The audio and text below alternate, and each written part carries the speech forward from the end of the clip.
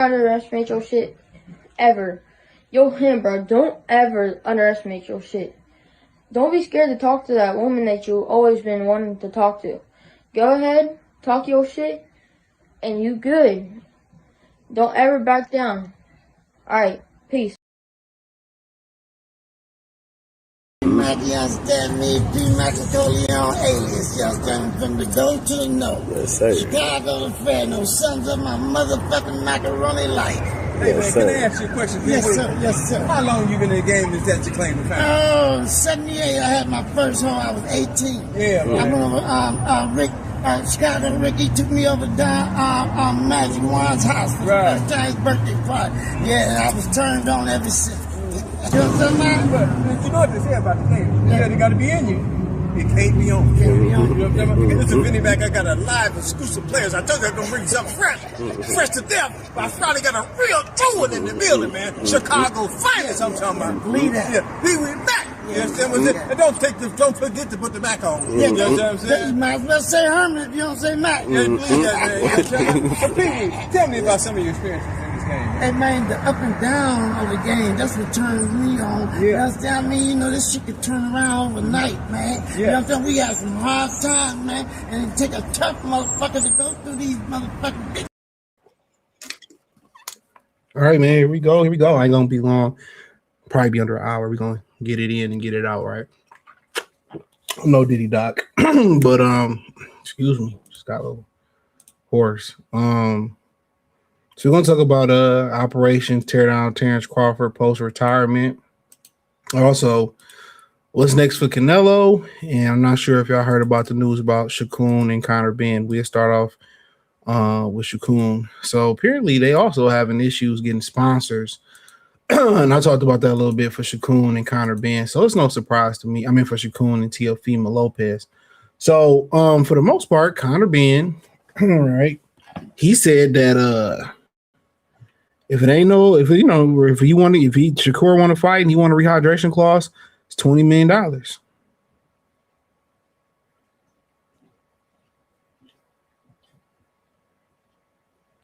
So hold on. But let me see. Let's see if I can pull this up. 1 second. See if we can pull what he said. That don't matter. Let's pull it up from here. So thumbs up the video, share the video, subscribe to the channel. Here we go. Don't take long. He was the one talking, not me. But, yeah, well, he can, you know what, I'm going to keep it PG today. Yeah. But he can go himself. Yeah. And if he wants a rehydration clause, pay me 20 million. I might consider it. Yeah. 20 million, that's the number.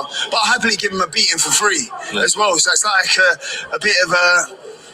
No, I'll do it for free, but then also, yeah, if you want a rehydration clause, do it for 20 mil. Yeah. He ain't calling no shots. He was the one talking, not me. But, yeah, well, he can... You know what, I'm going to keep it PG today. Yeah. He can go himself. Yeah. And if he wants a rehydration clause, pay me 20 million. I might consider it. Yeah. 20 million, that's the number. But I'll happily give him a beating for free as well. So it's like a bit of a... Oxy-fucking-moron is the fucking word you're looking for, moron. Shakur did respond. You know he would. And basically what Shakur was trying to do was trying to find a safe haven to avoid the real competition. That's what he was trying to do. He was trying to find a safe haven so he didn't really have to fight the top guys, all right? That's exactly what he was trying to do. So he was trying to fight Benn, and, you know, he also put a rehydration clause up there saying, okay, you know, I ain't fighting no Devin Haney. You know, I got to put a rehydration clause. So, you know, if Haney willing to set the same rehydration clause Benn is, that's so it don't make it seem like he not ducking Devin Haney. You know, that's what he making it seem like. Like, okay, you know, he really don't want to fight Benn. He really don't want to be at welterweight, right? Right? Really, at 135, ain't no money down there. That's why he go out there and say, well, Abdullah Mason, he not ready yet.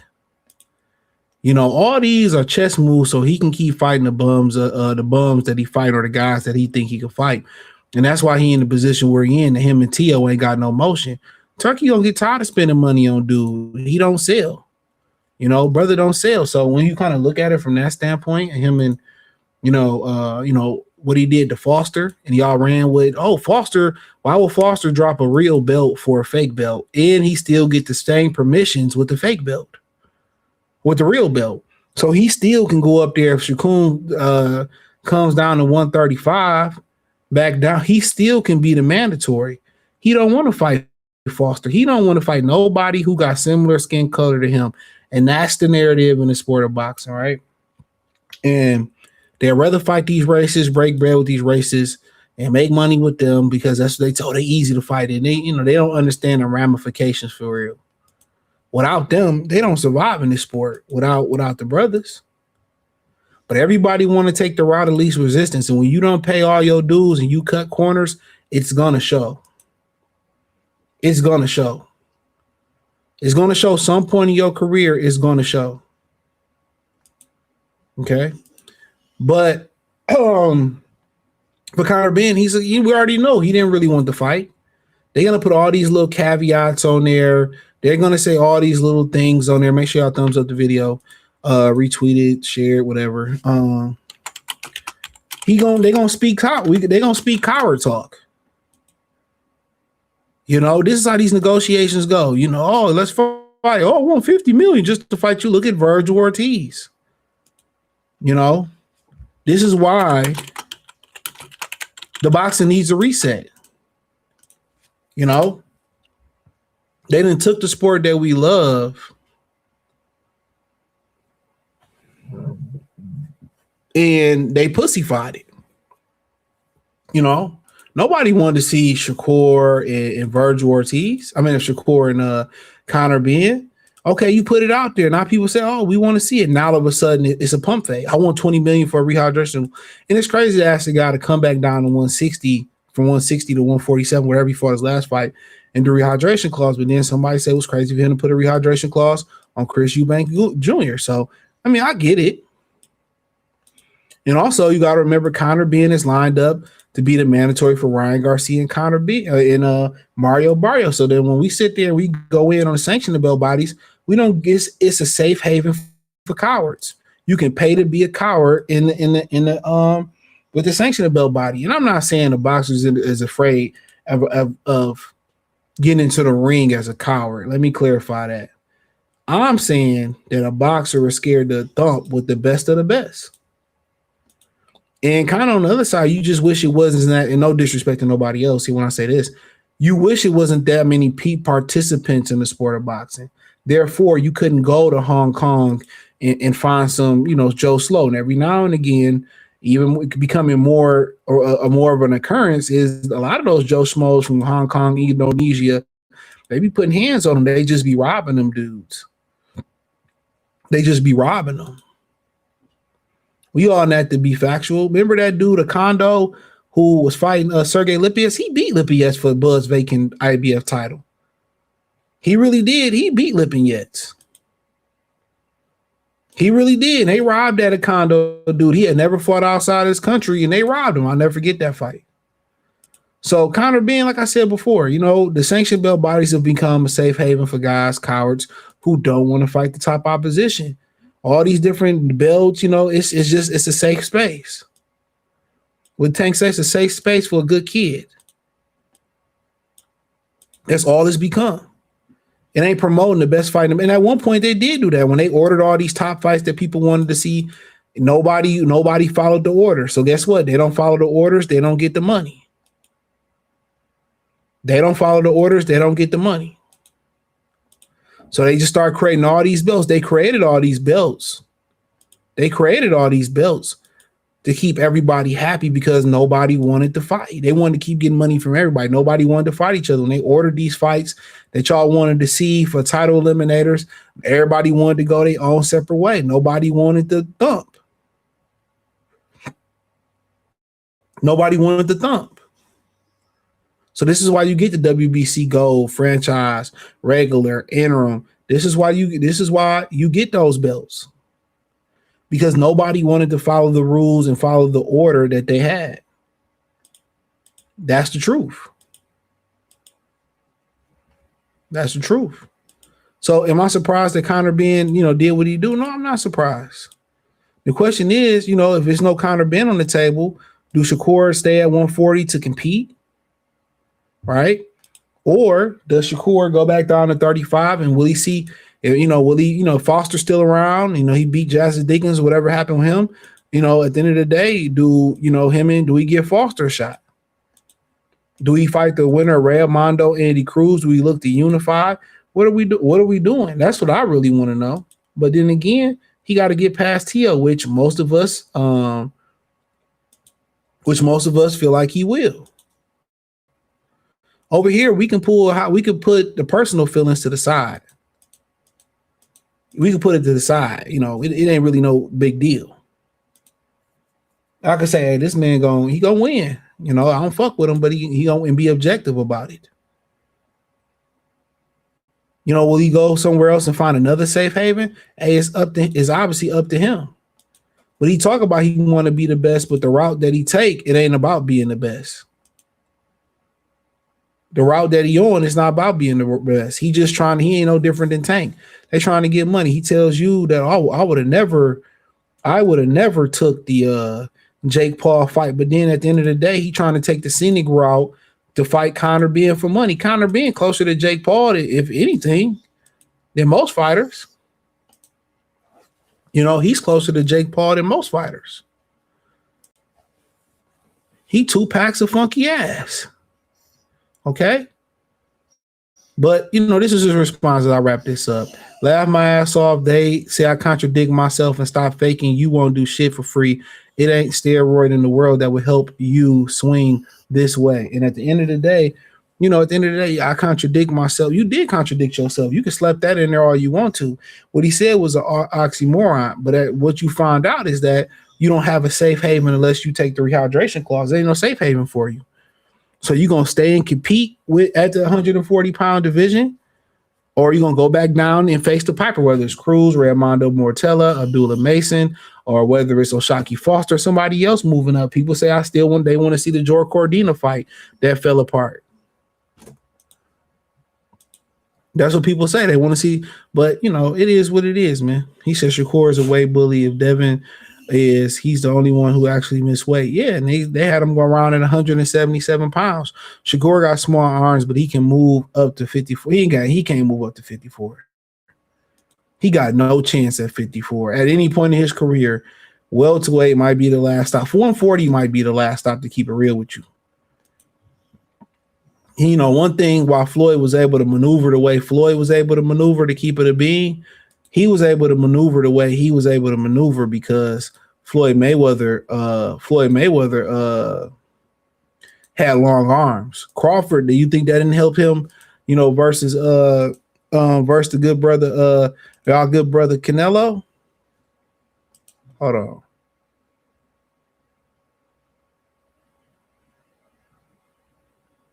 So here you go right here. At the end of the day, here you go right here. I'm gonna just play this and we're gonna start. And this just came up on my screen, so I don't know what he said, but this is perfect. This is perfect right here to get into this Crawford stuff, and then we kind of go mix in or go in a little bit on what Canelo should do next. I haven't listened to this. No. Yeah, but you never know. You never know the background to these things. Is it part of a wider negotiation? That's just me knowing the game. Are there lingering injuries, which might be more likely, where every camp, was he 38 years old, 39? But every camp gets very, very hard. For the boxing world, and even for fight fans, it's not frustrating because it's his decision, but he's now reached that superstar status. You kind of want him to keep going, and it wasn't like his performance against Canelo showed signs of aging or anything like that, but he's also made a lot of money. What a time to bow out on top. A lot of fighters have one too many.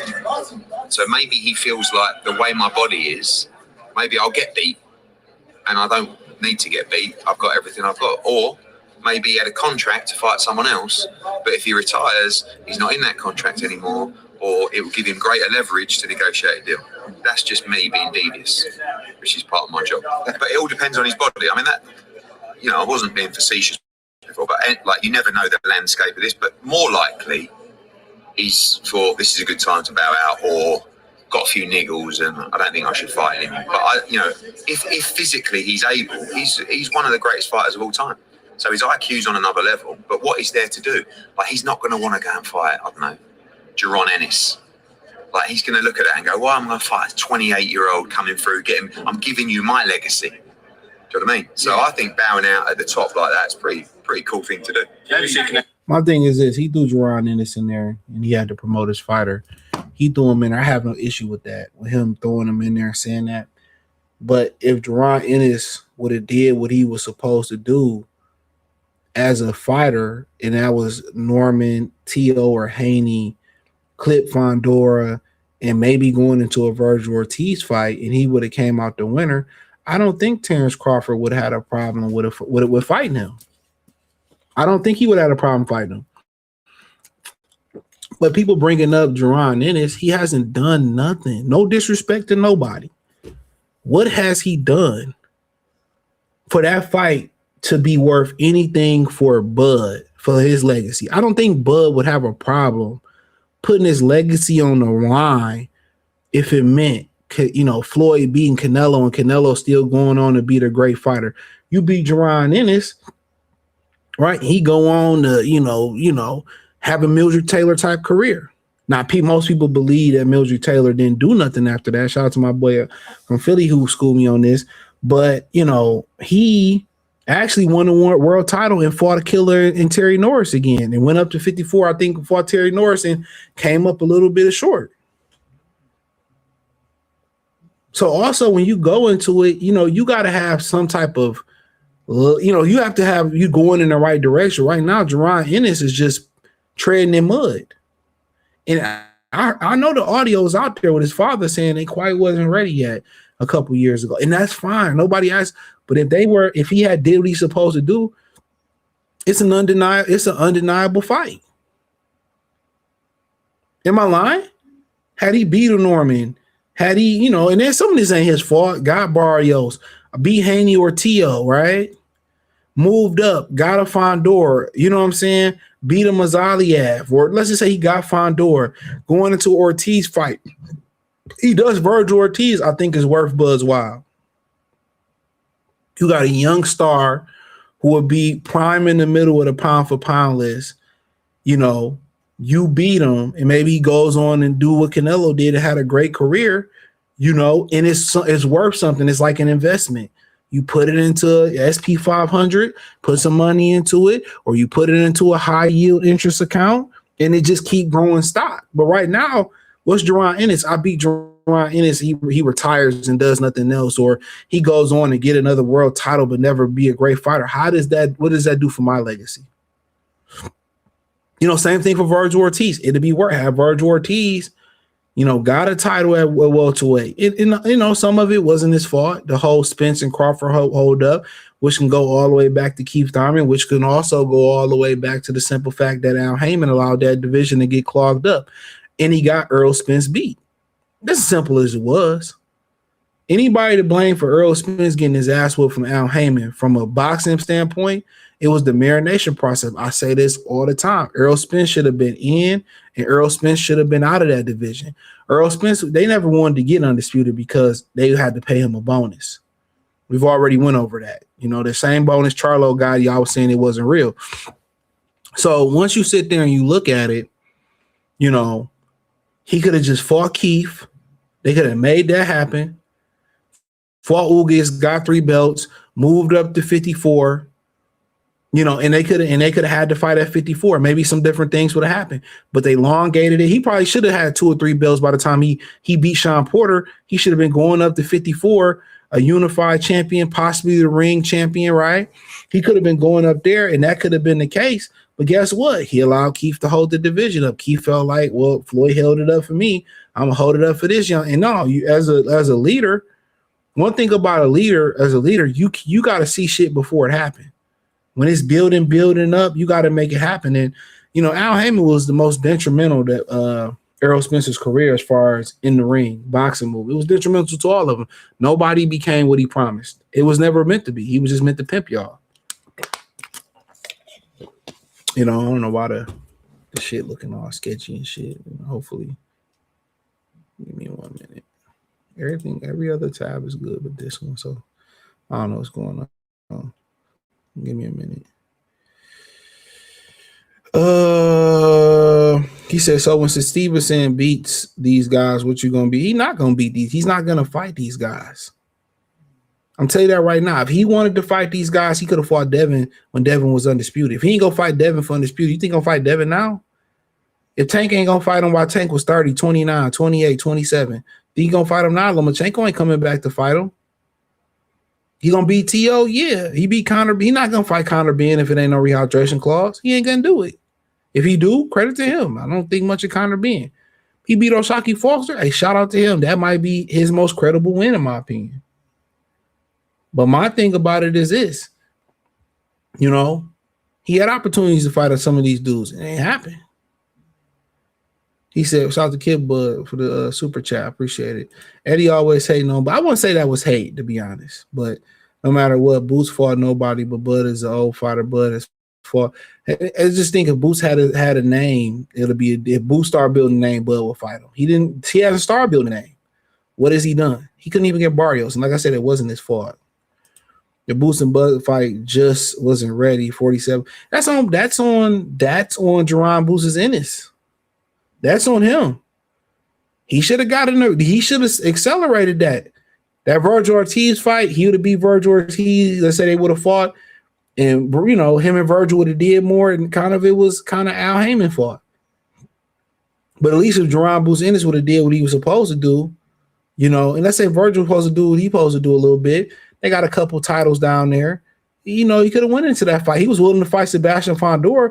Fondor is a way more dangerous fight than Jerron Ennis. He was willing to fight Fondora. So, I mean, we erasing history, or we just forgetting about history. He was willing to fight Sebastian Fondora. Fondora is way more dangerous at that point and at this point right now than Jerron Boots Ennis is.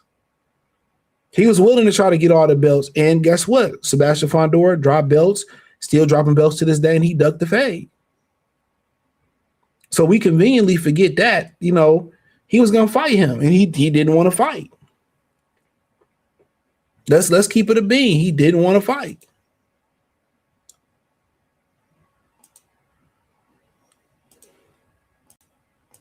My bad. He didn't want to fight.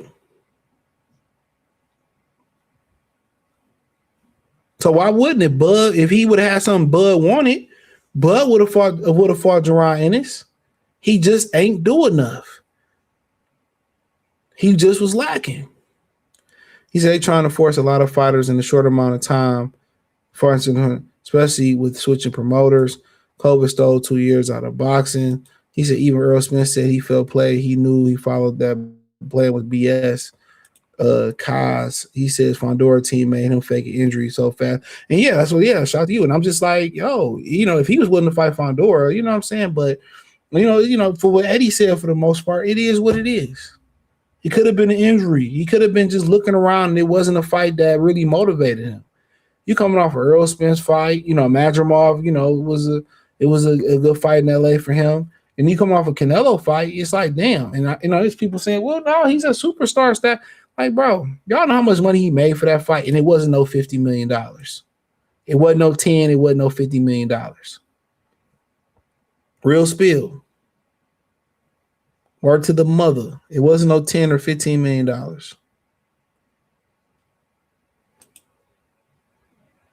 It was way north of 50. But it could be negotiation tactic, you know, to get in there with to get a better leverage versus Canelo Alvarez. And Canelo like, oh, I ain't no B-side. So that could be a case. We said that the other night. It could be the case. But now everybody is tearing him down. Or Victor Connie died, and now he want to retire. What about David Benavidez training with Mima Hernandez? What about Pacquiao training with Alex Ariza? What about Sean Porter and Caleb Plant training with Larry Wade? Like I said before. What about, you know, Mario Barrios, Virgil Ortiz, Mikey Garcia, all being with Victor Conti as well, too? What are we talking about? Did Devin Haney retire after Victor Conti passed away? Victor Conte been sick for a long time. So if that was the case, you think Victor Conte ain't passed the tricks down to another dude? They doing whatever they can to try to discredit him. Too Coon, the superstar, Nestor Gibbs, let him talk wild reckless about Bo Mack on channel. But when he started talking about Jake Paul, he checked him. Niggas a sellout. What y'all drinking in Arizona? What they put in them Arizona iced teas? That's why that bitch bald. Shit is crazy, bro.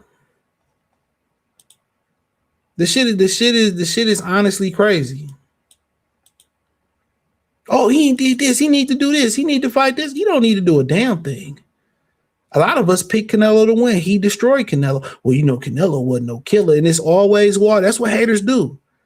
But as soon as he get inaugurated into the Hall of Fame, then it's all about how great of a fighter he really was. He was a great fighter. He go to take pictures pictures and shit. Y'all want to take pictures and autographs. Y'all full of shit. And for a lot of them black coons like them black raccoons like Garfield the coke sniffing cat, Too Coon the superstar, shit, like a lot of them niggas should be ashamed of themselves. A lot of them niggas should be ashamed of themselves. Your mother was black.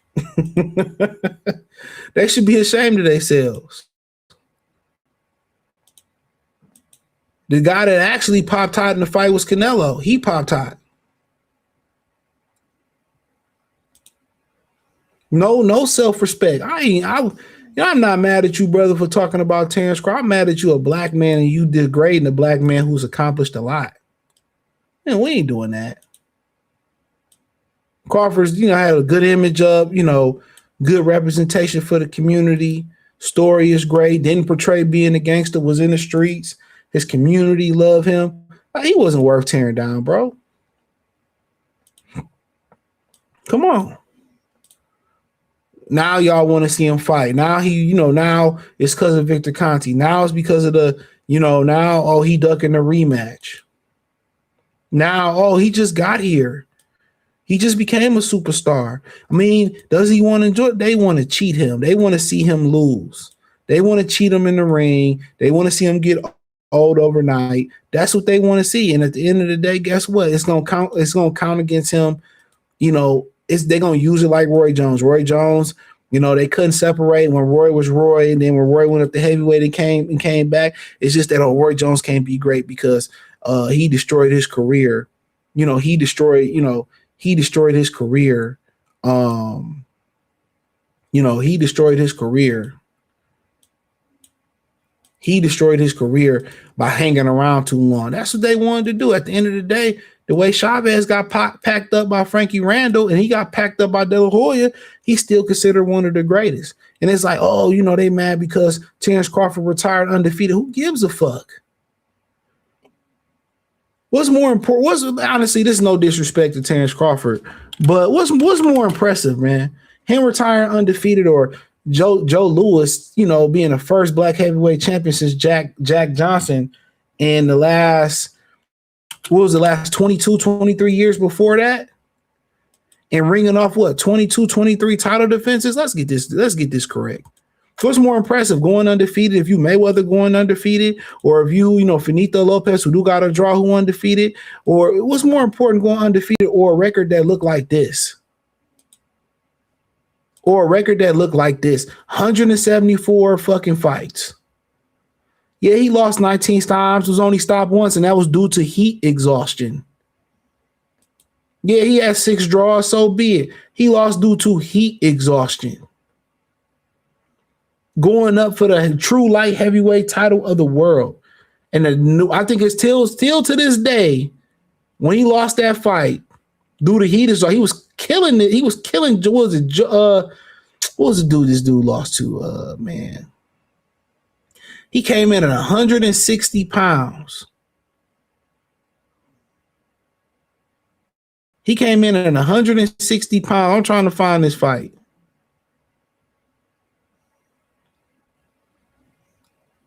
I can't find it for the life of me. Was it Joey Maxim he lost to? Right here. Yes, Joey Maxim. He came in at 160 pounds, 58, 57 and a half to a 173 pound Joey Maxim. He was killing in a 15-round fight. Had that fight been 10 rounds, 12 rounds, he won that fight easily. He got heat exhaustion, bro. He got heat exhaustion. Heat exhaustion.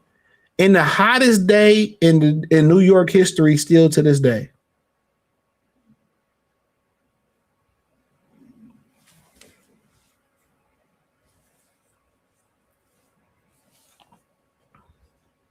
It's still to today, that's still considered the hottest day in New York history. You can look it up.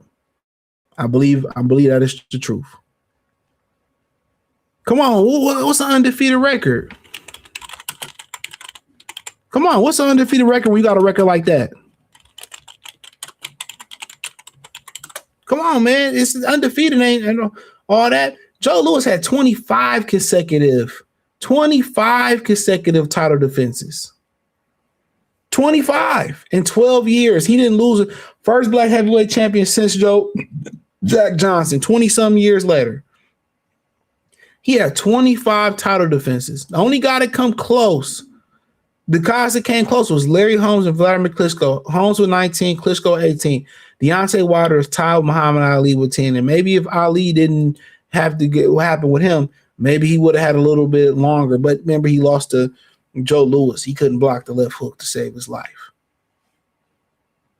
It's an undefeated record don't mean nothing, especially when you don't got hitters on your resume. So let's get out of that undefeated. Oh, you undefeated. Oh, they didn't want to see a black man. Come on, man. We got dudes that had 25 title defenses as the first black heavyweight champion since Jack Johnson. He had a 12-year reign. What's more impressive than that? Sugar Ray Robinson, 76 victories? What did it say? 74 victories, 109 knockouts? Like, that's fucking incredible. Walker Smith, that's his real name. That's incredible.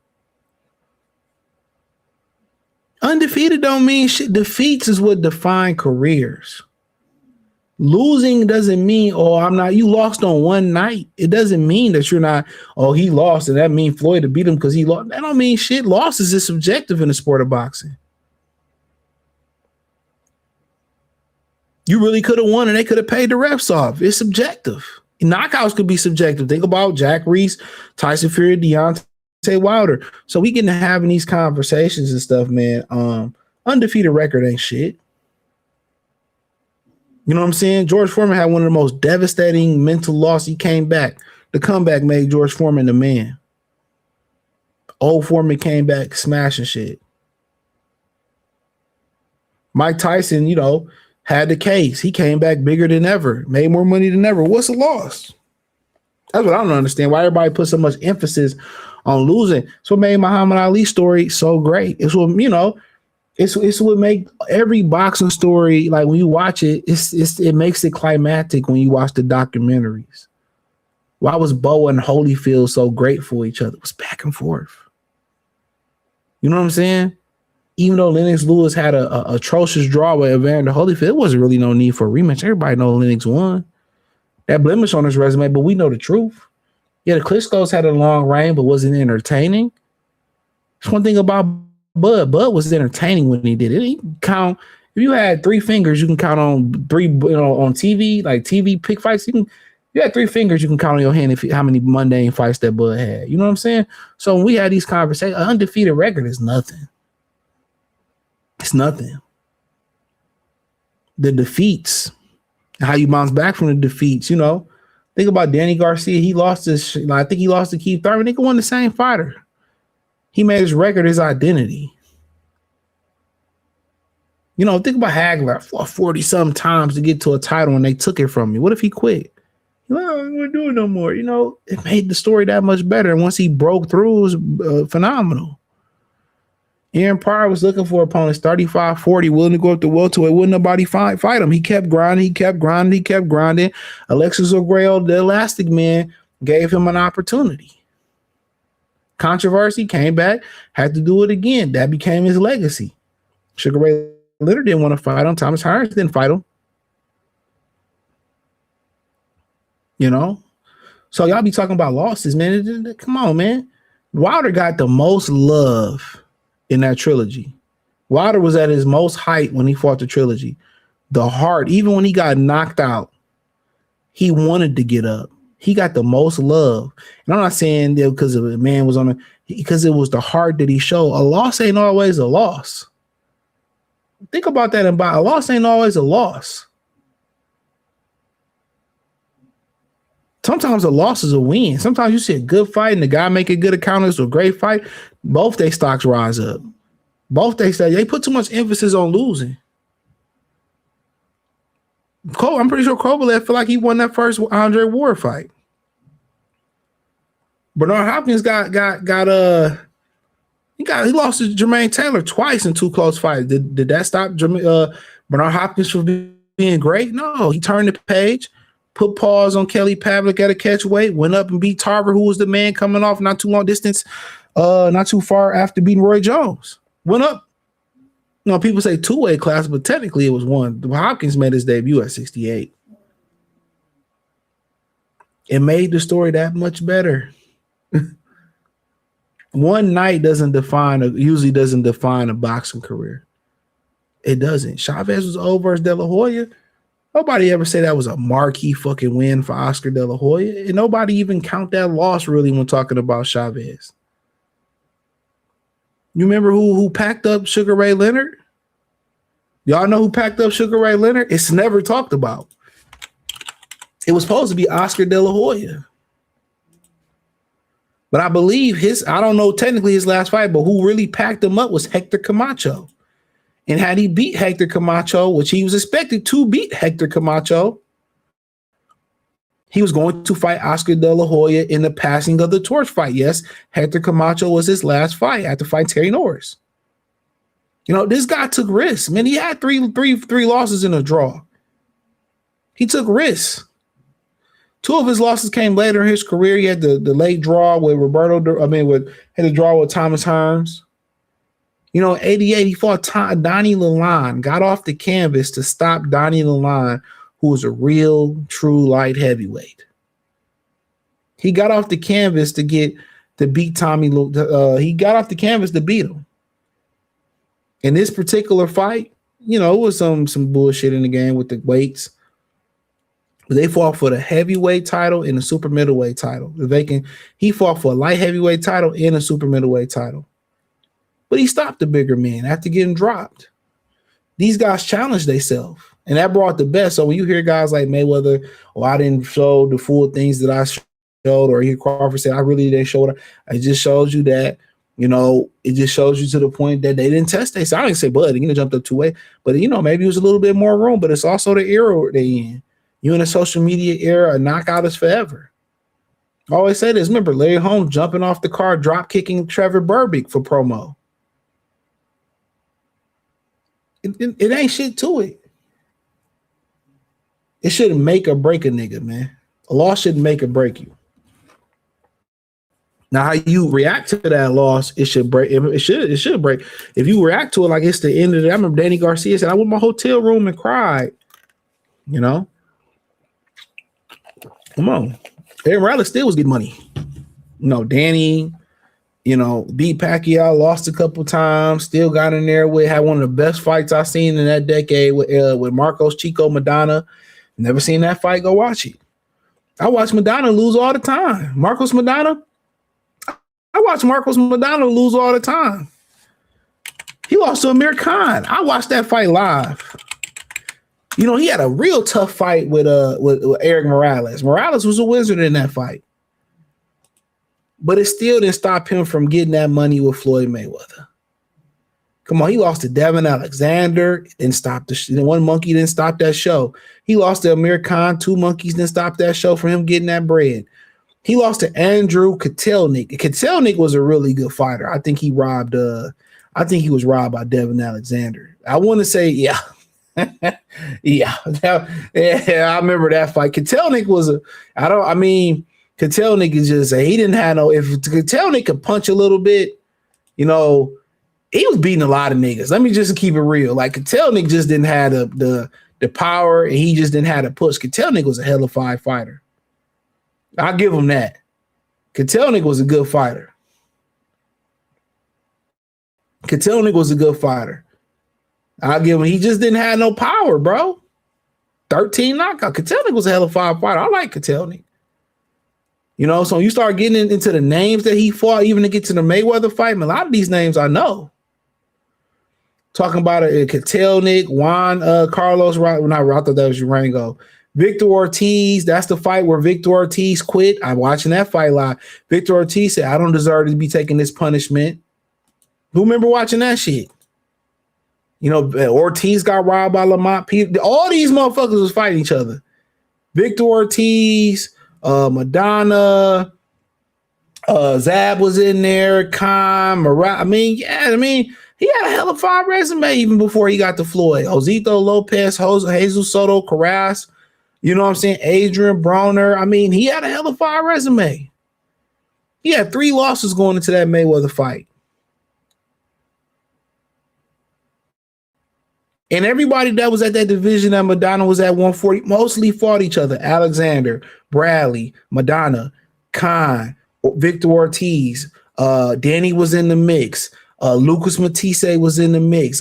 All them dudes fought each other. Juan Urango, Andrews Kotelnik. All these guys was fighting each other, bro. It was a couple other guys. Lamont Peterson, Tim Bradley. I think I said Tim Bradley already. Kendall Holt was in there. Kendall Holt was in there. You had a rising guy who ended up not being that good, Mike Dallas. You had a lot of guys, they all mixed it up. And ultimately, Alexander and Bradley rose to the top. They was the last 2 men standing.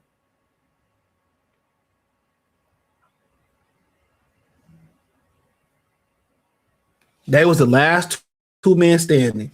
And what really killed the American HBO boxer was Devin Alexander and Tim Bradley. That fight, they a headbutting Bradley. Nate Campbell was in the division too. He was older. A headbutting Bradley and a southpaw Devin Alexander is what destroyed HBO boxing, American boxing. They started going with a European push. They put a hell of a push behind that fight. This was the last era of its kind. This was the last division of its kind. From 10, if you had Vivian Harris might have been at the bottom of that division at the time. From top to bottom, the old timers, Zab, Morales, you know what I'm saying? You had young guns like Danny Garcia, Lucas Matisse. You had the other, unknown kind of like foreign fighters, Juan Urango, Andrews Kotelnik, Lucas Matisse. You had Amir Khan, who was moving up. You had British Prescott that was also in there. Victor Ortiz, Marcos Madonna, Zab Judah. Who else you have in there? Obviously, Devin Alexander, Nate Campbell, older Campbell was in the mix. It was good. They all fought. For the most part, at some point, most of them all fought each other. In some blender, they was all in the ring together, and the 2 people that came on top, even networks was involved. Tim Bradley was on Showtime. He had Lamont Peterson in the mix. Peterson went to Showtime and fought Tim Bradley. Tim Bradley came to HBO and fought Devin. Devin Alexander. It was a great time, man. Every boxing night was HBO put on boxing. It was great. It was great. It was great. So loss don't define you. All them dudes was beating each other, losing to each other. It didn't define them. Didn't define them, man. But I remember when Khan beat the brakes off. That was down the road, man. Alexander was old. I think he had an opiate problem. Yeah, he had a opiate addiction. Yeah, he had an opiate addiction. That ain't the era I'm talking about. That's old. That's old, Amir Khan. That's old. That's old shit. We talking 10, 11, before he even got the welterweight.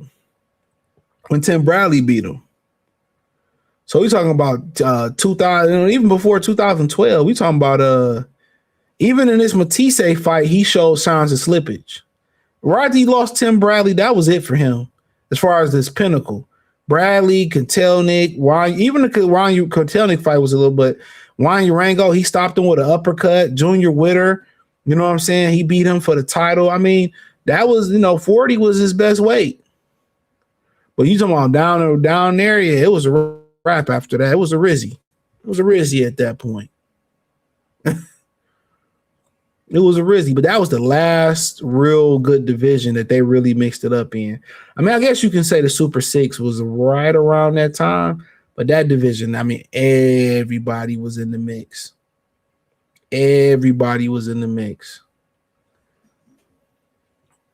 He said, why can't we just be sick of the hustle of keeping Bud down and say, prove everything, leave me alone? I mean, it is a hustle. He leave, they complain. He fight, he complain. And the dude went crawling right back to the boxing for, yeah, he's a fucking bootlicker, fucking knuckle dragger. Who in boxing did what Bud has done? Nobody from the simple fact of, with all the era he in, but it's been some guys that, I say this, there's been some guys that have fought phenomenal things, but he didn't have no boxing in hand, no tricks like Sugar Ray Leonard, though. I'll just say that the little loophole he was using, a little, A-side shit he was doing. They want to set up something. Yeah, they was going to rob him versus Canelo. Bud been in championship fight since Byron. What do that mean? Bud got here. Yeah, Bud got his shit out the mud. Yeah, it was Joey Maxim. Bud a different beast. Bud is the new Sugar Ray Robinson. I mean, he did something that Sugar Ray Robinson couldn't do. No disrespect, So I wouldn't really compare them. I think Sugar Ray Robinson is the greatest fighter. A lot of niggas got their style from Sugar Ray Robinson. Muhammad Ali got his shit from Sugar Ray Robinson. Then the referee got sick right after that. Which one? You talking about the Joey Maxwell? Yeah, they had to have 2 or 3 referees in that fight. I'm telling y'all, man, start learning boxing. Start researching, talking to people that was older. I miss Burt Sugar being around. I think they had 2 or 3 different referees for that fight. I could be wrong. Hell yeah. Referees was falling out in that fight. And, this is when they fought outside. He said undefeated plus undisputed. I really don't put much stock in being undefeated. I don't really put much stock in there. So I don't put much stock in it, honestly. It's a good thing to have, but, you was bad on one night. Man, who can beat the undisputed champion pound for pound right now? I mean, if I had my best bet, it had to be somebody bigger than him. It had to be a guy like Christian Mbili, somebody that may be able to walk through his punches or something like that, and just wild Jessica Shalhoub, somebody bigger than him. But quite honestly, at 54, 47, nobody. These guys ain't tested enough. I wish Wilder got more love during his reign. I mean, he's got one of the top most title defense. If it was so easy, why ain't Joshua do it? Why ain't Fury do it? Well, he wouldn't fight nobody, and that's subjective. He was getting niggas the fuck up out of there. Yeah, Jeff, that but Durant quit against Leonard and KO versus Hearns, and he still beat Dave Moore and Iran Barkley. Yep, and Iran Barkley beat Tommy Hearns. And I think Durant came out, and he went 15. Dude that started off, super featherweight, lightweight, and he went 15 with Marvin Hagler. Come on now. He's considered one of the 5 greatest fighters of all time, Roberto Duran. One of the 5 greatest, and he quit. Damn, these are all HBO days, man. Boxing has changed. So, yeah, it's changed. Resume, Madonna, Bonafide. He might be. I wouldn't say first ballot, but lost some of them fights. A few of them, legit. But remember, Khan dropped him with a body shot. He's definitely entertaining.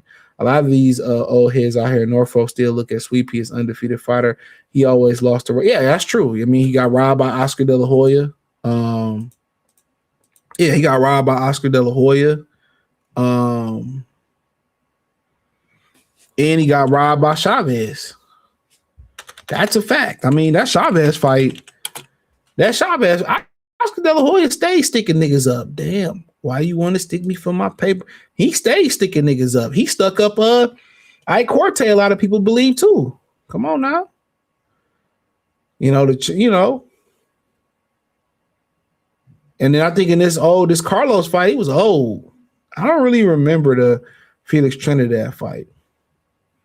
But in his prime, yeah, he was old when he fought De La Hoya.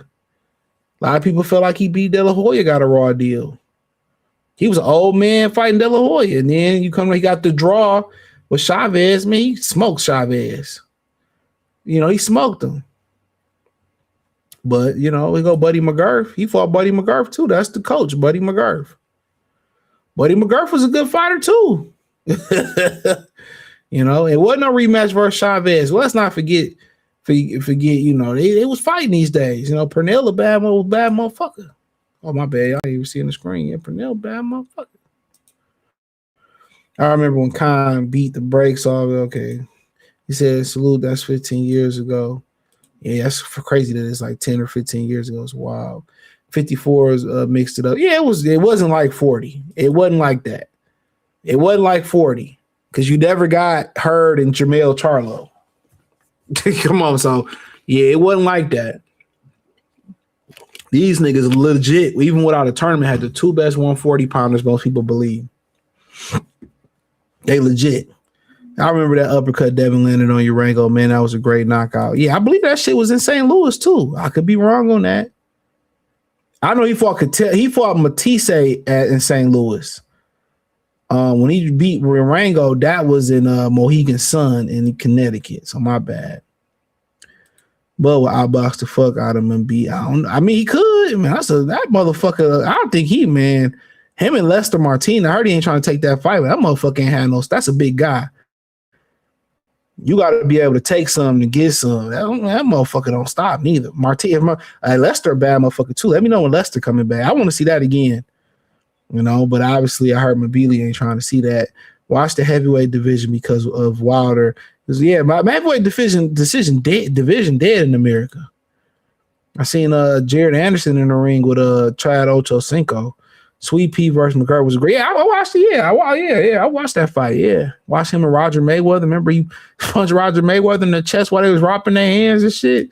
Yeah. I mean, I used to watch all Sweet Pea shit.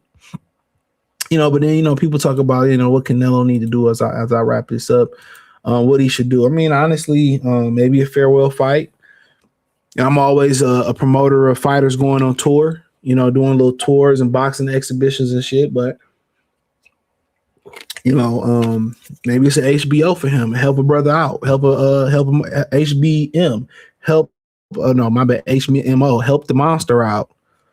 Why don't you go out there and fight David Benavidez? Why don't you go out there? I mean, if I'm gonna just be from my perspective, he should fight Benavidez. Maybe get back in the win column, fight Benavidez. Maybe sweeten the pot for Bud. But let's be realistic. He ain't gonna probably fight Benavidez. He ain't gonna rematch Dimitri Bivol. If I had to guess. Maybe they can get him in there and get a belt, and him and Lara, he can just go out on the Shield, rematch Lara, and be done with it. That's what I would say. I would rematch Lara and be done with it. I go get a belt and rematch Lara and be done with it. Or if it ain't about the belts no more, I would just say, from my perspective, I wouldn't fight Mbili. Not in my first fight back. I wouldn't fight no Mbili. I'm dead ass here. If I'm Canelo, I wouldn't fight that kid. Not right now. All right.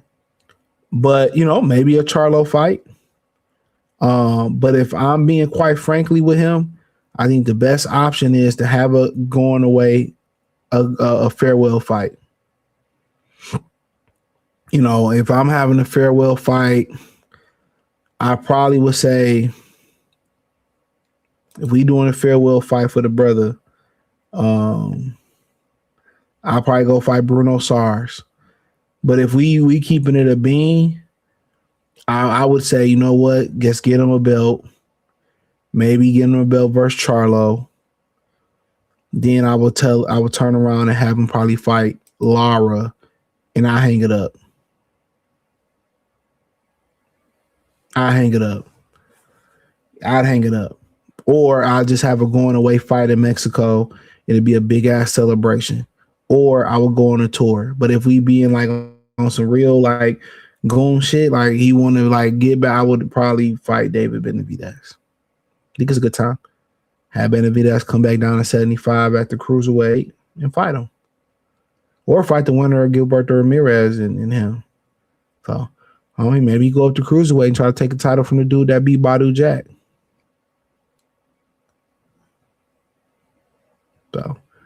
It's great, you know, but that's just my opinion on it, you know. So that's probably what I would do. Yeah, I don't remember the Trinidad fight. I don't remember that. Yeah, the score said he whooped his ass. I'd say that. But nigga was old, man. When Pernell started boxing. When was his debut? 1984, my nigga. That he fought Trinidad. That was 1999. It was 19 fucking 90. That's what Bud trying to fucking avoid.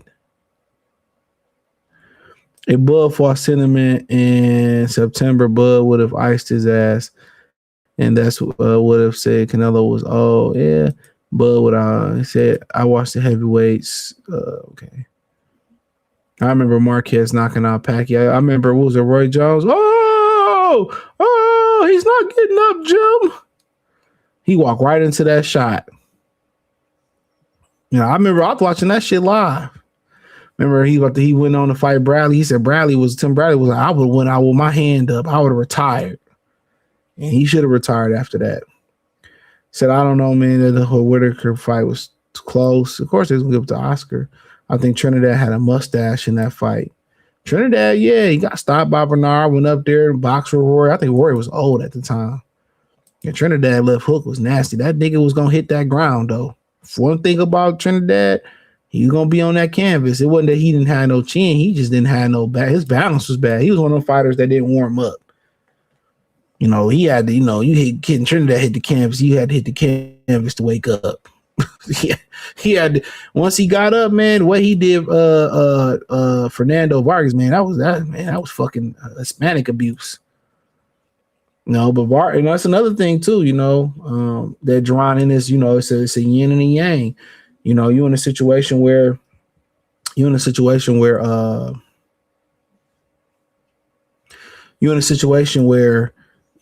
push it too soon. You push it too soon, and you end up like Fernando Vargas, you know. So I guess, you know, they're gonna marinate it. So yeah, I mean, but yeah, it was some, you know, boxing had good history, man. Like even if it was never another punch thrown in the sport, so many great fights that you can watch, man. So many great fights that I ain't seen. So many Archie Moore, you know, George Benton, you know. So it's just a bunch of, you know, just the variety of fight. Tex Cobb and Ernie Shavers and Ken Norton. I mean, it's just great fighters everywhere, you know.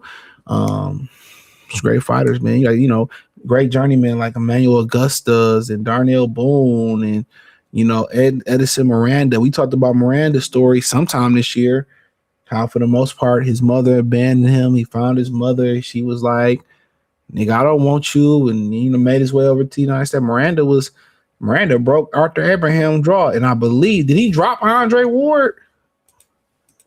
I think Darnell Boone dropped Andre Ward.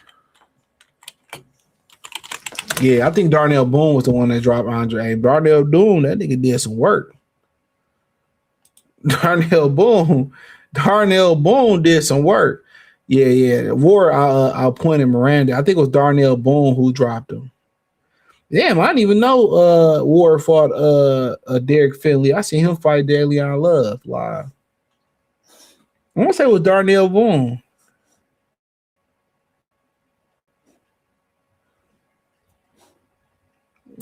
Oh, maybe I was tripping.